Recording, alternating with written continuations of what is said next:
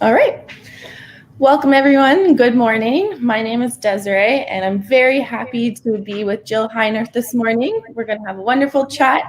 This is our last day of our virtual summer camp with Geo Education. It's been a really fun week. If you haven't had a chance to check out all the activities that we have planned and executed, make sure to do that and send in anything that you've been doing at home. Welcome, Jill. Thanks for joining me this morning. Hey, it's great to be here with you. How are you enjoying your COVID homestay? Yeah, I mean, it's been really different. I have not been home this long in my entire career, but it's been quite wonderful with many surprising positives. Yeah. That's so awesome. Have you picked up any new hobbies or? Yeah, I've been busy. I've been recently foraging on my local bike trail, on the Trans-Canada Trail. So I had raspberries and plums and now apples, lots of things to preserve and put away for the winter. That's amazing. Yeah. Plums, that's a new one. I haven't seen any of those. Little teeny wild plums. They're delicious. I love that. My goal someday is to have a big enough garden to do that. But till then, I'll just purge off of family's gardens in the meantime. Yeah, well, come and get some of my tomatoes. They're overflowing. Bruschetta is my favorite little appetizer, so I might hit you up on that. Excellent. Awesome. So you have a nice little presentation for us today. Yeah, sure do. Should we jump right in and then we'll? Yeah. Absolutely. Well, I thought I'd share with everyone part about my life as an explorer and some of the things I do and how, that might relate to your future or even your present experience right now. I'll just launch right into it. So I am a full-time explorer. Well, in fact, many of you are as well. We're all explorers these days in these sort of dark, strange, unprecedented times. But my business card actually says explorer on it because that's the best way that I can describe, what I do for a living. My work takes me all around the world to places that you might not imagine that someone goes diving, like the middle of the Sahara Desert, up into Canada's north, on top of the Northwest Passage, where I swim with polar bears. Yeah, this cool guy. And walruses. In fact, all over the world, I'm jumping into ocean environments, as well as my specialty environments, underwater caves. Now, I know a lot of you think about underwater caves and you think of nothing but the darkness, but it's so much more than that. These places are, they're dark, but these places are opportunities for me to go where nobody has been before. Some of these spaces are enormous, the size of a baseball stadium. Some of them are small, and that's generally what you see on television. But these places are museums of natural history where I have an opportunity to learn about Earth's past climate, to learn about civilizations that have left their remains in these spaces as portals to their underworld. And places where I can learn about animals that live in the blackness of underwater caves, and even find the remains of animals that are now extinct on our planet. I think you'll agree as you see some of this footage that these spaces are beautiful, and at times for me it's like swimming through a crystal chandelier. They're so beautiful, and I have an opportunity to go where nobody has been before and bring back images and extend the reach of scientists into the unknown, into places where they would not be able to go otherwise. So it's an incredible opportunity and a privilege for me to explore these underwater caves. Now, like many of you, I was just a kid that loved the outdoors, a young girl guide, a kid that wanted to be an astronaut when she grew up, because when I was a little kid, we watched men walking and driving around on lunar rovers on the surface of the moon. Today, what I do is a lot like being an astronaut. In fact, some people call me an aquanaut, diving into the depths of the oceans, wearing equipment that doesn't look a lot different than a spacesuit. But what I want to share with you today is that when you're an innovator on the edge of doing something that hasn't been done before, we don't wait for permission. Innovators, explorers, just go ahead and forge the way. We make the maps for other people to follow. We are the pathfinders. For me, my exploration career began back in the 1990s, long before many of you were born. And the very first exploration project that I was involved in was with the United States Deep Caving Team in the Central Mountains in Mexico, in the Sierra Mazatecas. These incredible mist-shrouded rainforest carpeted mountain landscapes. But these landscapes hide caves. So inside this mountain, there are all kinds of holes and passages, places where I can enter in the top, rappel down on a rope, crawl through underground river passages in a map system that looks like this if I cut that mountain open. So we literally go from the top down through these spaces and further into the planet. In fact, the year before I got there, people had been further inside the earth than anybody had ever been before.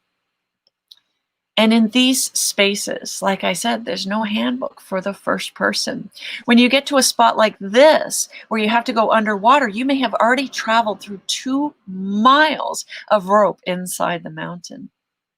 But for me in 1995, we decided to go to the bottom of the mountain and work our way up to perhaps find the way that explorers had gone before from the top down and meet in the middle.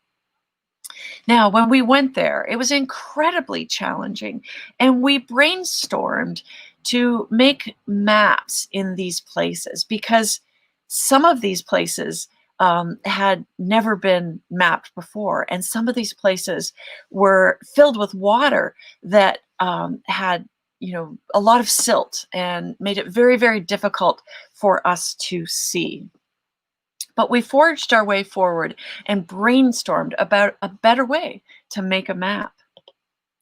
And in these places, we dreamt of this device that 2 years later, we drove through caves in North Florida in order to map them, whether we could see the walls, the floors, or the ceiling.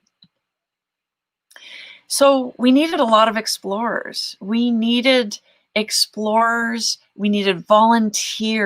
We needed people who were willing to collaborate with us to do something that had never been done before.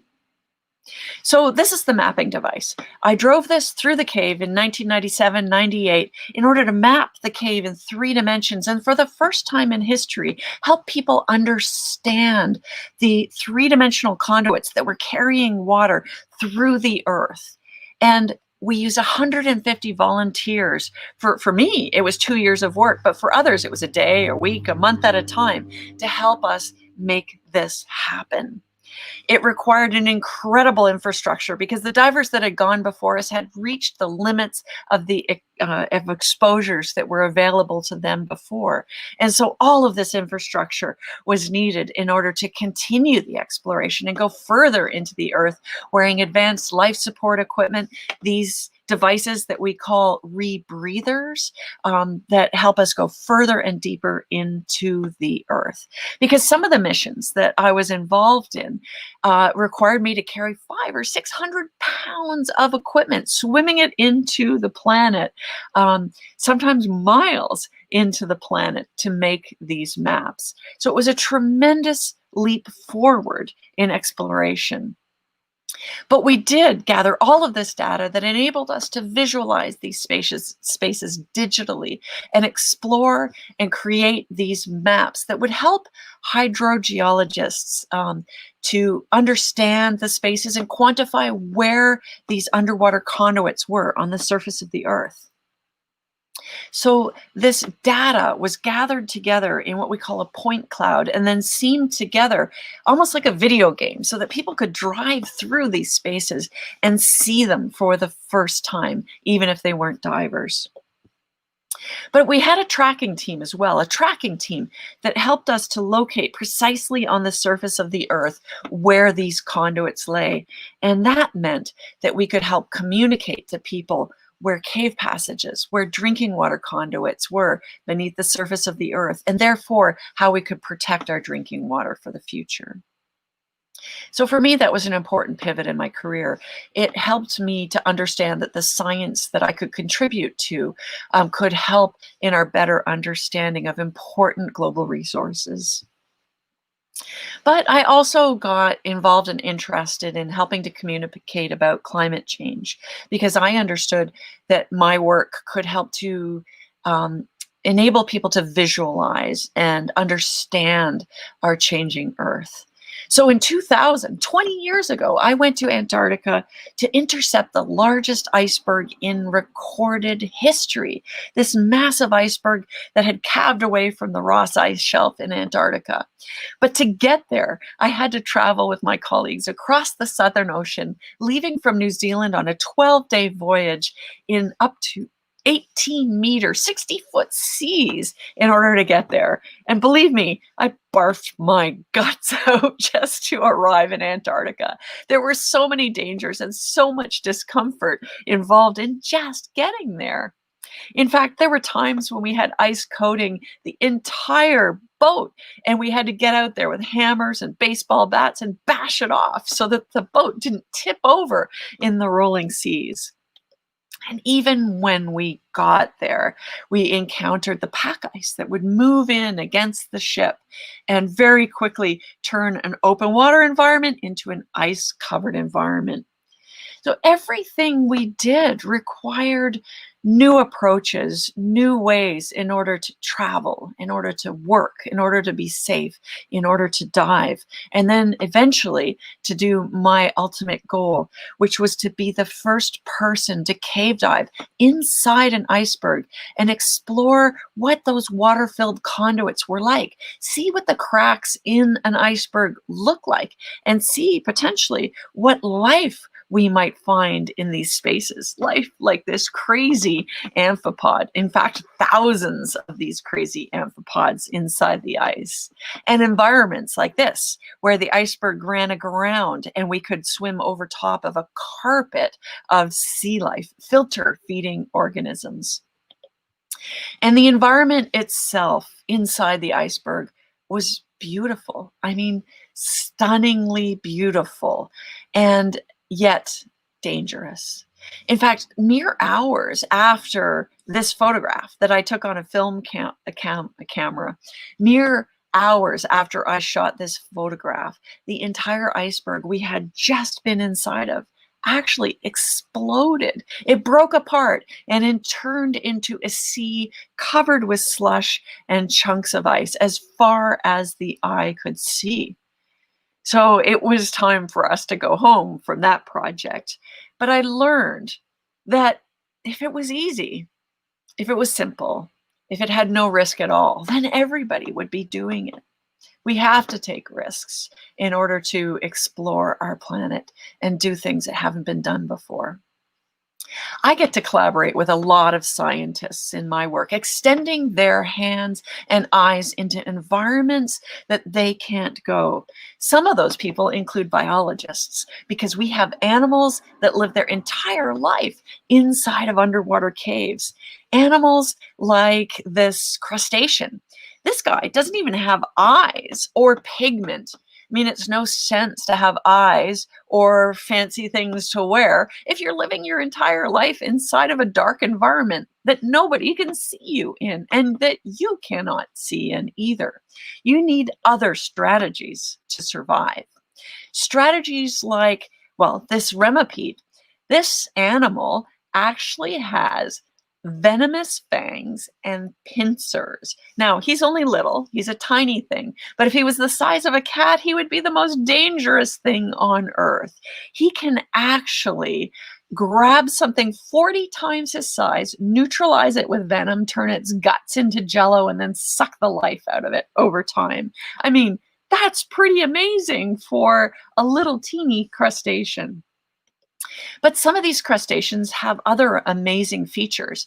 Like this crayfish lives inside the cave, and he also has no eyes and no pigment, but his friend here, or that way, sorry, that way, his friend here that lives in the river actually has eyes and color. Now, the river crayfish will live 2 or 3 years, but the pallid crayfish, the crayfish that lives inside the cave, he can live for 200 years. Many of these animals we find in the fossil record that predate the extinction of the dinosaurs, and yet we find them swimming in caves today. I mean, that's mind-blowing. What can these things teach us about evolution and survival? Now, I get to collaborate with scientists on looking at animals, collecting animals like this.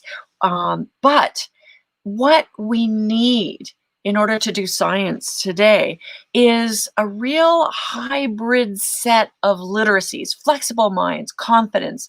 So we need people with a lot of skills and a lot of ideas. I am not a scientist. I'm a citizen scientist. I'm a volunteer, but I am an artist.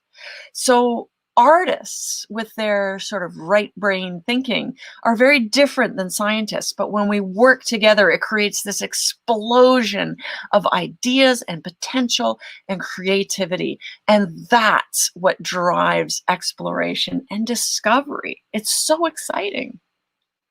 My work also takes me to very deep ocean environments, also with a team of volunteers, with me volunteering as well to support science. In places like this, in Bermuda, where I did the deepest dives in mankind's history in Bermuda. People have gone deeper in ROVs and submarines, but to be physically in the environment deep off of Bermuda and off of the Argus and Challenger seamounts, as deep as 460 feet deep, exploring places, geography, geology, and biology that's never been brought to the surface before. It's incredible. Also, in underwater caves, in places like this in the Bahamas, one of my favorite places to explore caves. Here, I work with paleoclimatologists, people who are studying Earth's past climate. And we learn about that in these cave systems from materials that we find deposited inside the cave. So these caves used to be dry. So when there was no water inside of these caves, rain fell on the surface of the earth, it soaked into the ground, and it dripped from the ceiling to the floor in a dry cave. And when it dripped to the ceiling, to the floor, it brought with it little particles that were deposited over time, much like if you dripped candle wax in a pile. And these formations piled up over time and built these beautiful crystal formations that I swim through today. Because the ocean level has changed over time. The water table has come up as well and filled these caves with water. And we look at materials inside these caves, things that are orange and red that tell a very interesting story. Because this material traveled a long way.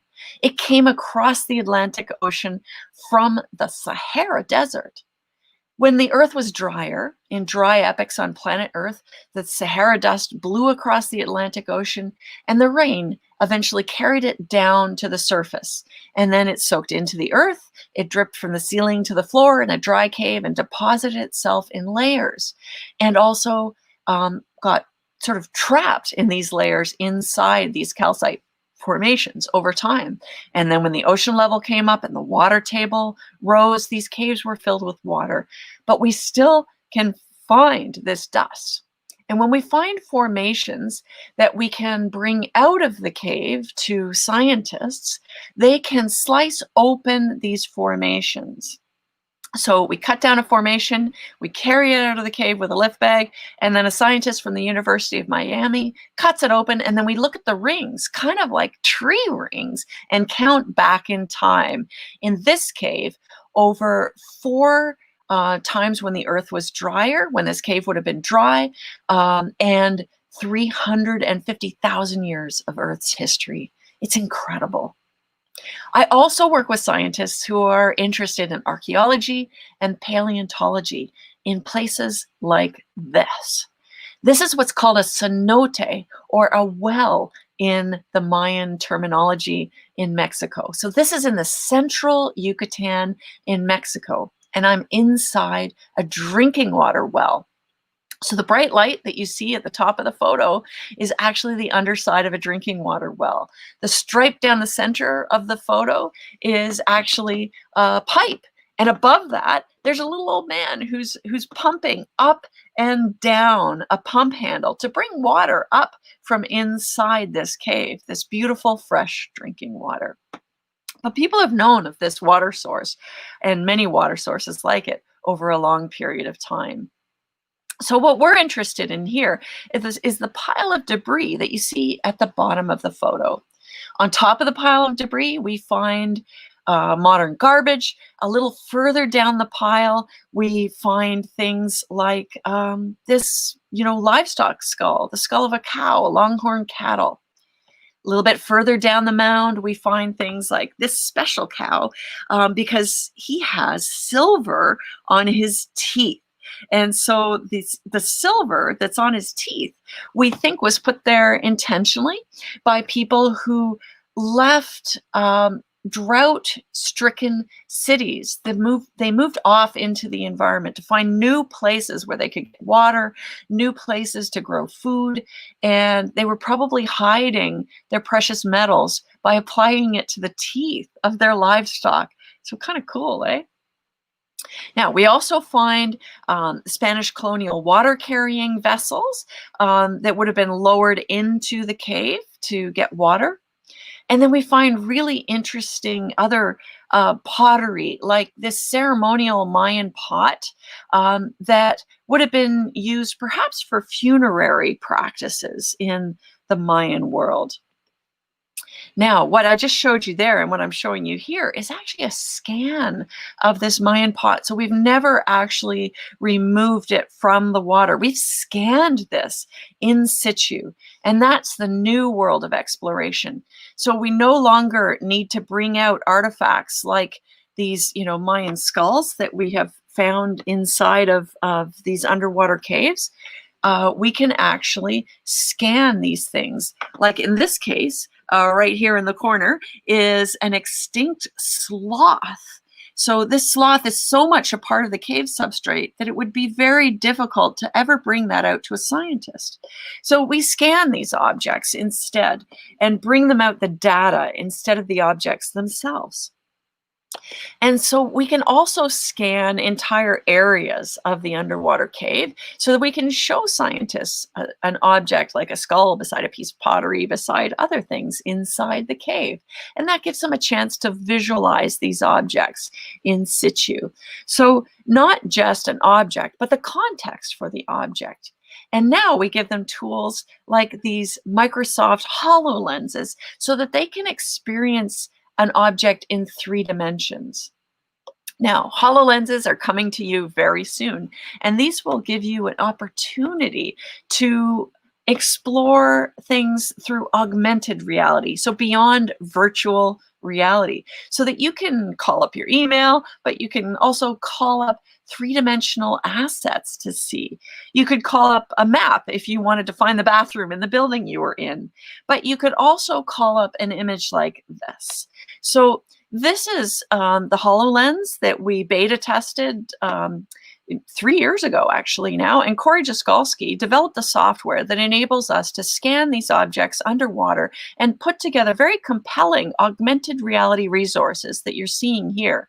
So you're actually seeing the view that Corey has through the HoloLens. So we've scanned, in this case, a bear skull, an Ice Age bear skull inside the cave that you see right beside the virtual table here. And this is the Ice Age bear on top of the table, and we're looking at it with the HoloLens. So you still see the real environment, but you also see the augmented reality assets that we've created. And Corey can interact with those assets just using his fingers to trigger menus, like moving this skull from the bookshelf to the top of the table so that we can now see this in augmented reality. So lots of people could wear these glasses and see their own angle of this object that we scanned inside the cave. So very, very compelling opportunities for exploration and outreach.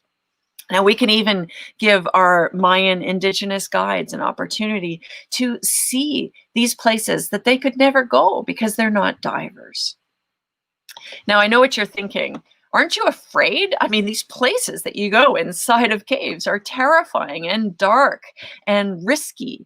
But I want to tell you that stepping into the darkness, like you're all doing now in this very new isolated world, is what leads to innovation. Exploration is what leads us to innovation. And my work inside of these caves has continued to evolve over time. So that mapping device that I drove through the cave is now an artificially autonomous robot mapper. This mapper that can actually drive through the cave system without me and make decisions on its own to map a cave in 3 dimensions. And that helps us to better understand these environments, because these watery environments are so important to protect. Now that everybody understands how globally interconnected we all are from this COVID crisis, we can also see how our water resources are interconnected. And we can understand that things that happen in other parts of the planet can be returned to us to drink. So I've continued to travel in spaces, not just in real caves, but in the urban caves of our environment through storm sewer systems, and explored these places to better help people understand how these conduits connect our lives and our water systems. So I've traveled through these storm systems. I've traveled underneath your homes. I've traveled even underneath a Sonny's Barbecue restaurant, where I learned afterwards that I swam right underneath a salad bar. I've been underneath golf course communities, industrial parks, and underneath beautiful springs. Springs that serve estuaries, that feed creeks, that lead to beautiful rivers, that serve as the habitat for manatees and other animals. And through that experience, I can understand and see the things that we do on the surface of the land affect our water systems. So even runoff from farms can soak into the ground and influence changes in our drinking water. I've seen that urban environments that we've paved over with concrete and asphalt can create runoff that affects estuaries, rivers, and ocean environments.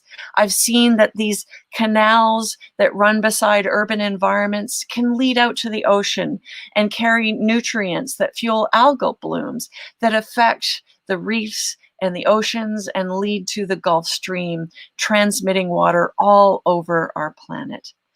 I've also seen that our reliance on water resources can affect not just the availability and quantity of water, but the quality of water that we enjoy from our taps and also in other resources. And I've come to understand that water is the most important issue of the next generation, that we need to expand water literacy and help people understand where their water comes from, how they might be overusing it, unintentionally polluting it, and how they need to protect it, how we need to protect it for future generations.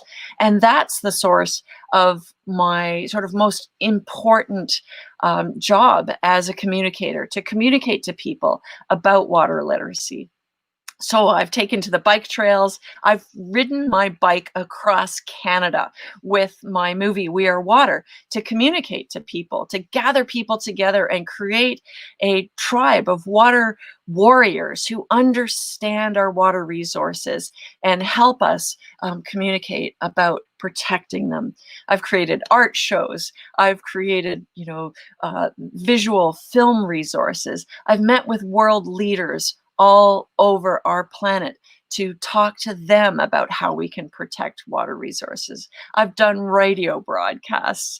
I've got people to buy t-shirts. I've tried to drive an entire community to help us understand and protect these resources. Because person to person, when we can communicate like this, that's when we can make a difference. So how can you make a difference? I want you to think about things that scare you, to think about risk, and take one small step into the darkness. Because when you go into the darkness, you might never be a cave diver, but when you step into the unknown and make a careful choice to mitigate risk and give yourself an opportunity to explore, your eyes will adjust to the light. And when they adjust to the light, you have an opportunity to do something that's new for you, or maybe even completely new for humanity. And in that space, as an explorer, that's when you get to do something important. And we can all do that. We can do that from the safety of our homes. We can mobilize humanity. We can mobilize people to make change in this very difficult time. And I know you're all explorers, or you wouldn't have joined me here today. And I am so grateful that you're open-minded, that you're willing to be a little bit afraid about the future and take on these challenges to make a difference. So why don't we have an opportunity now to chat, and I can answer some of your questions. It could be about caves and the things that I can see. It can be about fear or anything else that's on your mind as explorers and people embracing a brave new world.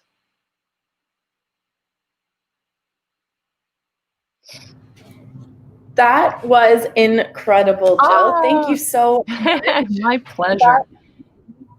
I wish you were one of my biology professors in university. I feel like that would have just changed everything. That was so incredible. I was like smiling ear to ear for the whole time. Well, you are changing the world, Desiree. I mean, you've brought us all together today, and that's what this is all about. It's about collaboration.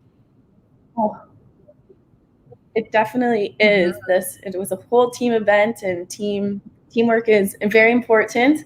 I am just overwhelmed. That was so incredible. I have so many personal questions. On that note, can you remember the first time you stepped into the unknown very, very early on your career, a time when you really felt like you were doing something really scary, but also I've always been an explorer. Even as a little kid, I didn't like walking to school the same way. I'd take a different path. Oh, gee, I never went down this street before. Even when I walk the neighborhood these days, I take a different path. I look at new houses. I walk on a trail that takes me through the woods a different way. So I guess I've always been an explorer. I loved snorkeling as a little kid and picking up rocks on the bottom and telling my mom about the crayfish I saw swimming away as I picked up a rock. And so I guess it was the simple things. And, sometimes I skinned my knees in those early explorations, but that's how I learned about consequences. And that's how I learned to look at risk and think, oh, well, okay, next time I'll do this safer. Next time I'll wear long pants and then I won't get a tick on my leg, right? So I think those little explorations help build the explorer I am today. Where was your first dive? I learned to dive in Tobermory in Fathom 5 National Marine Sanctuary. So that's where I took my diving class and did my first 4 open water dives. My first experience on scuba underwater was actually in a swimming pool in Mississauga. And I was still excited about that environment. Yeah. No kidding. Oh, that is exciting. I have also have my diving license, and I'm always inspired. Like, I wish I was able to do it more. And that just the whole presentation, I was just like, I was just so overwhelmed. That's incredible. What is the most scariest like creature is there any scary creatures that you've had encounters with in all this exploration? Well, I've been so fortunate to have incredible animal encounters. Most kids ask me about sharks. Um, and Sharks are, to me, they were scary at first until I got to know them better. Most of the time now I recognize that sharks are swimming away as fast as they can. And they're probably in their brain screaming, a human, oh my God. So sharks and big whales and mobile arrays that are bigger than my arm span. I mean, all of those have, made my heart twitter. But, what amazing opportunities to see. I can't even. Oh, that's incredible. And those calcite caves are just gorgeous. As soon as I was like, I knew exactly what it was. I was like, that's so nice. Do you have a favorite dive site that you've had, or is it possible to choose? It's so hard to choose a favorite because everything has something new and different. I mean, these days, because we're all staying very close to home, I'm doing a lot of dives in an underwater cave in the Ottawa River. It's the longest underwater cave in Canada. And I'm doing some really important science with a scientist from the Canadian Museum of Nature. I mean, just because of COVID, I mean, his research budget was cut to zero. His salary was cut. And so I can be an important volunteer for him, bringing him information and images and samples to continue important work that will help us protect the Ottawa River watershed. That's incredible. Mm-hmm. Do you do those dives alone? Do you have a partner that goes with you? I do. Now, most scuba diving is done with a dive buddy for safety. But in some cases, in extreme cases, it is safer to do these kinds of dives alone. And that's what I'm doing in this cave because it's very small, high flow, cold. It's intimate in terms of space. And so I need to do this work on my own. And plus my collaborating academic partner is not a cave diver. So I go in and I bring him back the information as a volunteer citizen scientist. Oh, we have an emphasis on citizen science projects today, especially for our virtual summer camp. And we're encouraging people to check out some of the projects that are currently existing and what they can do to contribute to those. So very applicable to today's focus for virtual camp. Now, you are an extremely positive and optimistic leader, absolutely. And how do you stay positive when, like, what are some of your tricks or secrets that you like practice when you are encounter a problem or something goes wrong? Because some of these explorations are completely unpredictable. You don't know what you're going to do. Yeah, and quite frankly, these are dark times. These are very difficult times for people because of the unknown, and because we're experiencing so much change. And there are times when it can become overwhelming. I mean, for me, inside a cave, when an emergency happens, it can be life-threatening, but it doesn't even have to be life-threatening to be overwhelming. And in either case, I use the same technique when something terrifies me, startles me, or just feels overwhelming. The first thing that happens is you recognize that your brain is just exploding with ideas that you just can't seem to wrangle. I call that chattering monkeys because there's a million chattering monkeys in my head just going blah, blah, blah, right? Your heart rate races, your breathing goes up. So for me, when that happens, I take a very deep cleansing breath and I tell myself, emotions, I have no space for you right now. So just go away. I'll deal with you later. And so I send the emotions away and then I just vow to be pragmatic. What that means is I can't figure out how to solve the biggest issues. Like climate change, I'm sorry, I don't have the big answers, but I do know the small steps that we can all take towards a more positive future, towards a solution, towards survival. And so what I tell myself is you don't have to have the big answers. Send the emotions away. Don't worry about the big answers. Just make the next best step that you can. And that's how to positively contribute to solutions. And so that'll help you in the difficult times. It'll help you in the scary times. And before you know it, each one of those small steps leads to something huge. Because you know what? The light bulb wasn't invented on the first try, right? There were a lot of failures along the way, but each one of those failures, each one of those challenges, each one of the scary things that you face will help you in what I call discovery learning. Everything, good, bad, ugly, frightening, builds character, and it lets you do things better the next time. Absolutely. Focusing on the positives and things that you can control in that moment. Yep. Mm-hmm. That's incredible. And so due to COVID, now you're working with an is he a professor, with the Museum of Nature? Or yes. Yeah. Mm-hmm. Coordinator? Did you have anything planned over summer that has been postponed due to COVID?